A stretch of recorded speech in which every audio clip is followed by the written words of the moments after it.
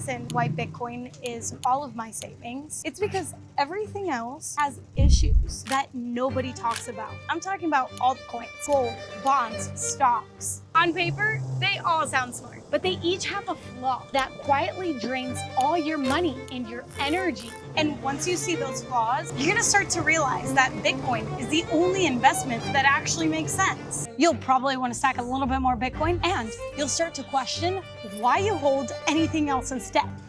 Let's start with the obvious question. Why Bitcoin and why not the other coins? Even the most reputable altcoins, the ones that they call institutional grade, they're full of issues. Solana went offline 8 times in a single year. Just imagine your money just turning off. XRP, 42% of the whole supply is controlled by Ripple Labs. Oh, and the first 32,000 ledgers on its blockchain history, it's missing forever due to this severe bug back in 2012. Ethereum, its big launch was a pre-sale with a countdown timer. They were literally goading people into buying like it was some sort of Black Friday deal, only for the Ethereum Foundation to dump it years later. If these are honestly the best examples, I'd hate to see the rest. And numbers don't lie. 99.9% of all altcoins have literally bled value against Bitcoin over time. Because here's the difference. Altcoins rely on trust in a company, in the founders,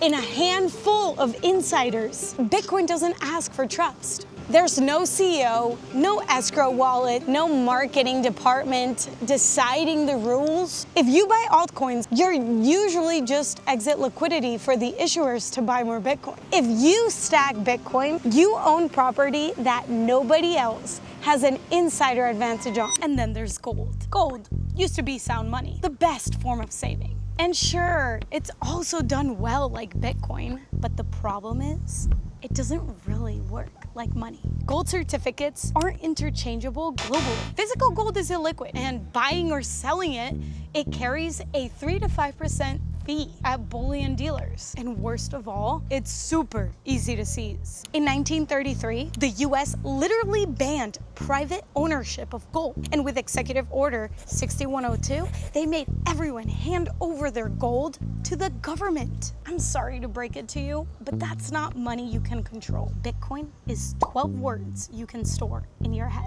By the way, if you're wondering about the yellow glasses that I'm wearing, they're chroma. They cut out blue light that wrecks your focus. So I can stay up late watching Michael Saylor keynotes for hours without actually frying my brain. Sorry, Saylor, but you actually talk a lot. Plus, they look pretty dope too. It's a win-win for everybody. The link is below if you want to grab a pair. It helps out the show too. Another problem with gold is that it's not as scarce as many people think it is. In China, geologists just found a super giant $83 billion worth of gold, which is around 1,100 tons of gold just sitting there. With gold, every time the price rises, someone digs up more. The supply expands. Then the value inflates away. As of 2024, Bitcoin has an actual lower inflation rate than gold. Gold inflates 1.5 to 2% per year. Bitcoin, after the 2024 halving, it's just under 1%. And it gets cut in half every 4 years. Because of that,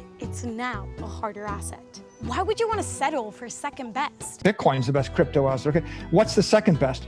There is no second best. Bitcoin, hard cap, 21 million ever. It doesn't matter if the price is 100K or a million or a billion. The supply doesn't budge. Gold feels scarce, but Bitcoin is scarce. So what about stocks and bonds? You know, the responsible play in the book. It's what your financial advisor tells you to buy. But when you peel back the curtain, it's not what it seems. In stocks, you hand over your money to a company. They recycle some of it back and call it dividends. That is as long as the earnings don't tank that year. And when they do, you're holding the bag. And you thought the Federal Reserve printed out too much money. Wait until you look at what the share float of most companies are. Bonds, they're pitched as safe, but look closer. Even Ray Dalio, the founder of the biggest hedge fund in the whole wide world, literally said this about bonds.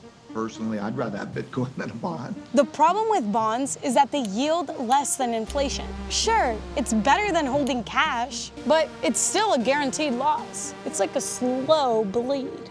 Meanwhile, governments are drowning in debt.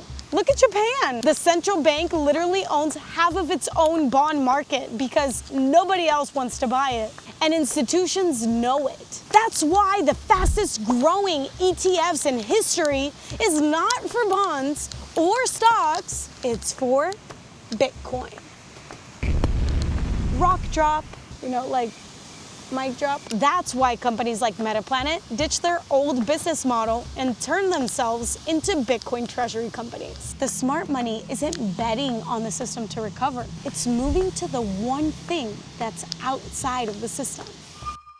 That's why I don't spread my bets. I only say in the Apex assets. I ignore the noise. And I know that whatever happens to bonds, to gold, to XRP exit liquidity clubs, Bitcoin will outlast them all. Compared to gold, Bitcoin has a fixed supply of 21 million. Gold supply grows with every new discovery. Compared to real estate, Bitcoin has no property tax, no tenants, no hurricanes, no government seizures through eminent domain. Compared to stocks, Bitcoin has no management risk, no earnings missings, and no dilution. Every other asset can be printed, can be diluted, can be seized, can be destroyed. Bitcoin in self-custody can't. That's why I don't spread my bets. That's why I only save in the only Apex asset there is. Money is just your life's work stored for the future. So ask yourself this: who do you trust more? A central bank? A board of directors? A foundation with insiders holding most of the supply? Or